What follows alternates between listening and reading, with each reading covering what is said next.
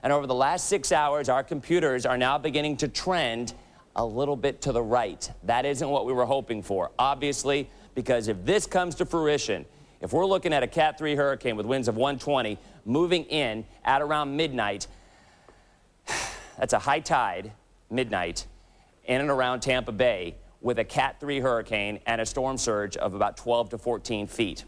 I'm not going to spin it any other way. If this happens, this will be something unlike we have ever seen. Now, EOC in Pinellas County has been saying that for a while, as is Hillsborough and Sarasota County. But this is the first time in the last 2 days that the numbers are beginning to point out that that really could happen. Again, it's still a day away.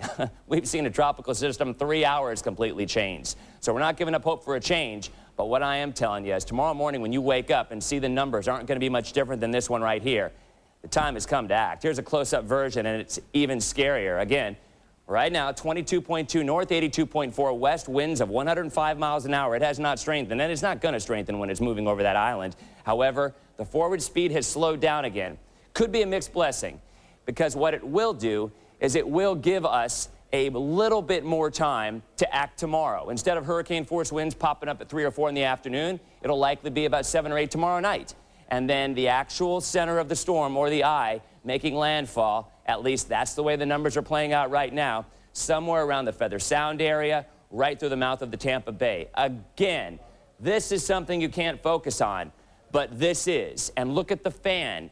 Even best-case scenario at this point in time keeps hurricane-force winds along our coastline. It may help out the interior counties, and I don't want to forget about the folks in eastern Pasco, Polk County, eastern Hillsborough, because you're going to get the hurricane-force winds too, just not the storm surge. So again, hurricane warnings now extended to Swanee River. We will be dealing with this storm tomorrow. It is inevitable. And as the storm continues to lift back into the warmer waters of the Gulf, we will likely see another re-intensification process by early morning, and it could very well continue for about 6 to 10 hours tomorrow before we begin to feel the effects here in the Bay Area. So my advice to you, listen up and believe it this time. There's been a lot of times we've had near misses with George, with a lot of other storms.